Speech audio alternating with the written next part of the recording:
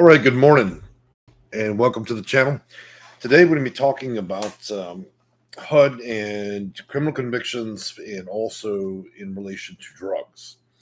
And I think in principle, we're going to be discussing a little bit about marijuana, medical marijuana, and a lot of different types of drugs and how that might affect you and your applications.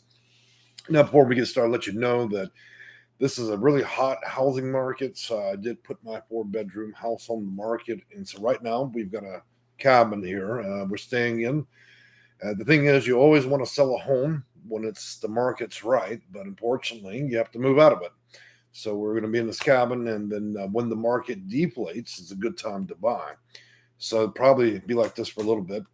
I'll probably put up a background or something pretty soon, okay? Beyond that, let's talk a little bit about some of the stuff that I have available for you. Now, first, I'm making this specifically because of the state of Arizona, and I'm going to give you some information real quick where you can contact these folks. So, a group of graduate journalism students at the Howard Center for Investigative Journalism at Arizona State University are looking to speak with people that have applied for Section 8 housing, public housing in Arizona, and have been denied because of their criminal background. They are specifically looking to speak with people who have applied for programs in Arizona, the state of Arizona, and not in other states. They would like for you to reach out to them. And what I'm going to do is copy and paste the information real quick. So if you'd like to reach out to them and you are trying to apply in the state of Arizona, they want to talk to you. They also work with PBS affiliate. And so, yeah. So that's their information in the live chat, and I'll include that in the base of this. So I've been talking with these news reporters over a course of time, and this will be a published article soon, and they want to talk to you guys. Let's move on from that, and going to give you some information here, okay? Bear with me. So the Department of HUD and Housing and Urban Development says it is required to continue to deny federal assistance in housing to people that use marijuana, even if they're acting in compliance with state law. Representative Eleanor Holmes of D.C. sent a letter to HUD Secretary Marcia Fudge in May, imploring the department to use executive discretion and not punish people over cannabis in legal states, okay? The department's response letter with Norton, released on Tuesday, says that is consistent with federal law that HUD prohibits the admission of users of marijuana to HUD in assisted housing, including those that use medical marijuana. In other words, if you have a medical license or it's legal in your state, the best way to phrase this is there's nothing on that application that requires reporting of what you're utilizing, and I'm going to leave it at that, okay? Loose lips sink ships, don't they? So at HUD.gov denied requests of marijuana to use in federally assisted programs jurisdictions where it is illegal, and then they were talking a great deal about that for a while. It is a cited relevant statute and reiterated that the department must prohibit admission to HUD rental assistance program based on illegal use of controlled substances, including state legalized marijuana. Here's the state statute that HUD referred to. Number 1, notwithstanding any other provision of law or public housing agency or an owner of a federally assisted housing as determined by the secretary shall establish standards to prohibit the admission to the program or admission to federally assisted housing for any household with a member. And then subsection A, who the public housing agency or owner determines is illegally using a controlled substance. So while I am focusing on the marijuana aspect of it, it does, in fact, speak of all drugs that are scheduled. Now, what I do find interesting is anybody can go to a pain doctor and get a prescription for pills, which we all know what those pain pills include, which is heroin, right? But when you have a prescription for marijuana, it's different, right? Even though it's been legalized. The issue they have is it's illegal at the federal level. Until they change that in Congress, it's going to be a problem. Again, I just want to reiterate that applications ask you about your income and other factors, and nowhere in there does it ask whether or not you use a controlled substance. It does not ask you if you have a medical marijuana license. If you guys are going out here and you're publishing gigantic posters and signs to inform the housing authority of all your activities, then you're an idiot, okay? Absent of the change in federal law, HUD does not have discretion to admit users of marijuana, including medical marijuana, to the public housing program, and that's what they stated in the letter. Um, in the press release, she said that she was very important that HUD's decision to refuse and protect residents in federally assisted housing who use marijuana in compliance with their state and local laws. Americans are continually evolving on the issue of marijuana use with rapid increase in support. The congresswoman that I've been speaking about says this response shows even more of why Congress should enact a bill that would permit marijuana use in federally assisted housing and in compliance with the state law. The department has also referred to a 2014 memo that is issued on the subject that similarly defers the statute. But advocates say it's disappointing to see HUD continue to rely on 7-year-old guidance as a number of states have moved to legalize cannabis for medical or adult use in recent years. It should also be noted that President Joe Biden is not for this, but actually against this. So he is not a fan of medical marijuana or any type of drug. So I think that probably coalesces with the Republican view for some of those that look at this from a political point of view. It goes on to say that it's a travesty that the Biden administration would prioritize process over people when it comes to fundamental need as such housing for those who consume cannabis. Justin Sketchel, political director of NORMIL, which is normal, told one of the local publications that millions and millions of registered medical marijuana patients around the country are disproportionately among them, which ends up being veterans, that it would be appropriate to take some steps at the congressional level. So now that I've talked about that a little bit verbatim, I just want to say that when it comes to things that are medically prescribed to you, that is a situation that is protected under HIPAA law. Okay, you do understand that HUD is a federal program, and thus federal rules will always trump state and local. But what's interesting about this is there's not a situation where it requires reporting. However, I did look this up, and I want to read it to you guys.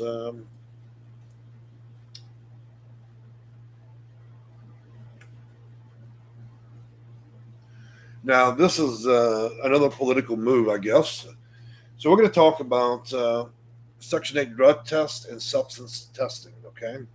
Under H.R. 2179, 115th bill was introduced in 2017 by Representative David Rouser with the purpose of denying federal funds benefiting individuals and low-income families who fail drug tests. The concerned PHAs, which means housing authorities, shall determine the individual to be eligible for the program has not been arrested during a 5-year period preceding the receipt of welfare assistance. Now, welfare assistance is a broad term that may include Section 8, food stamps, and other issues, okay? They're rolling it all together. In addition to that, PHAs must also conduct substance screening and testing to identify beneficiaries who do not have a high risk of abuse of drugs. Failing a drug test prohibits an individual from enjoying any housing assistance, and correspondingly, housing assistance is dispersed based on the number of family members who remain eligible for the program, excluding the individual who failed the drug test. The costs of screening and testing are covered by the respective PHA's annual budget and the amounts made available under the public housing funds. Substances categorized as controlled substances, including all substances regulated under the Controlled Substance Act and one of 5 schedules. The use or detention of any illicit substance under the list of controlled substance. God, dog, they really go on about the word substance in there a lot, don't they? So what it goes on to say is you better have a prescription, okay?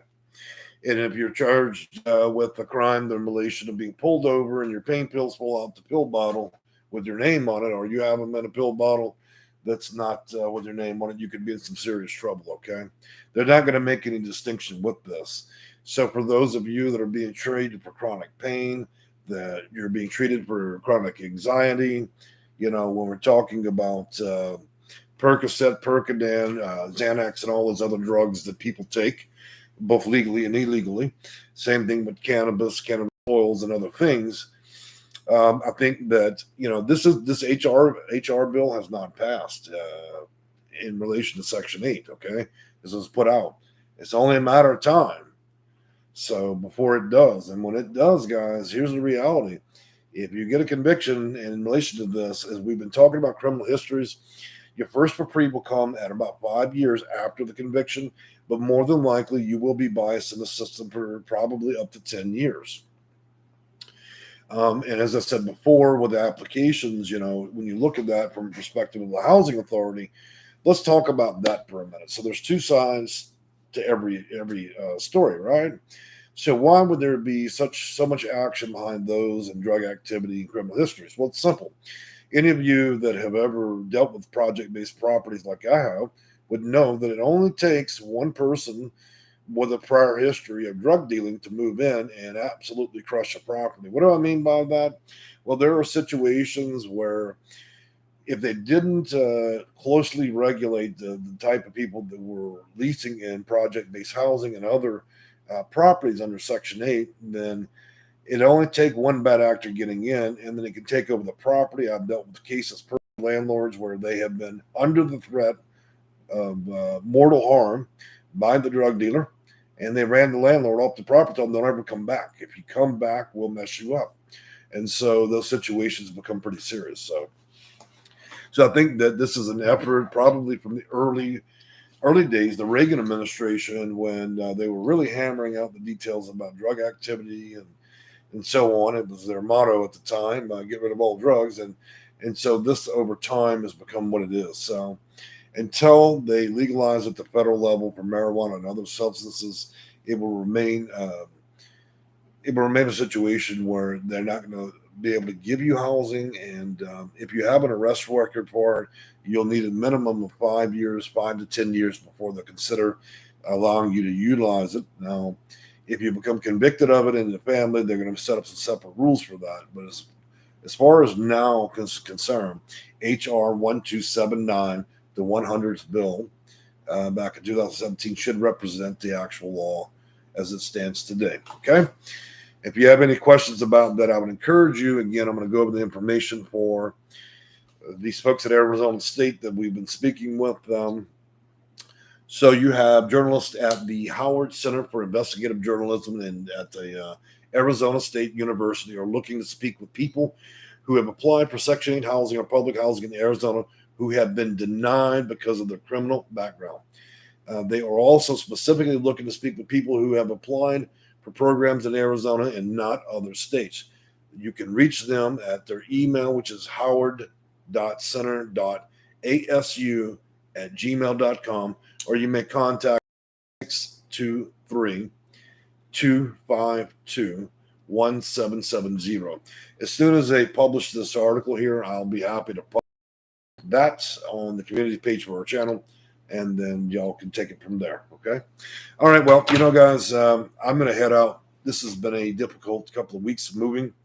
And I got to tell you, being in a small cabin like this while we sell the home has been interesting, So I'm going to inject a little bit of my personal life in the video like I always do. Okay. So I think right now the housing market's really killer. And so probably sell this home, but we're probably looking at about a year and a half in this cramped condition while we wait for the market to deflate. So you always sell when the market is really high, 30% higher than it is. And then when the market deflates, that's when you want to buy. Problem is, in between, you're kind of stuck wherever you can rent an apartment or, for my case, a horse ranch with a cabin deal here. And so it's a much smaller space than I'm used to, that 4-bedroom house, But, it's worth the year and a half of my life or less to do it this way. And eventually I'll just get a background for you guys, because some people equate my ability to be a consultant after 20 years ranking number one on YouTube, ranking number one on Google as a consultant as well. They take my entire career and my wisdom and the things that I know to whether or not I live in some haughty-tawdy little home in Centerville. Look, guys, I made over 500 videos. I work with over 1,000 clients every year. There is no greater consultant in this nation than myself. I am certain. I became certain of that over 6 years ago. So don't let my cabin fool you. Okay. All right, guys. So I've enjoyed talking with y'all. I think in the next video we're going to try to go back over.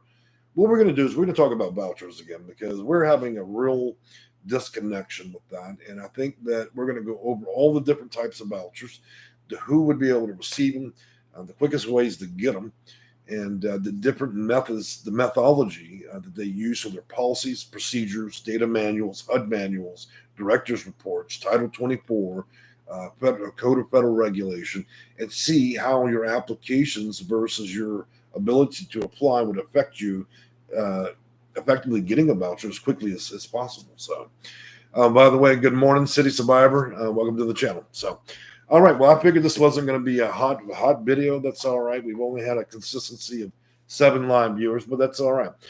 Talking about drugs and housing is probably not going to be a hot topic, but I think that we do have a community of people that do need this, and it helps them, for at least the medical reasons. And so I thought it would be a good video to make. Okay. All right. You'll have a great morning, and we'll see you again. Bye-bye.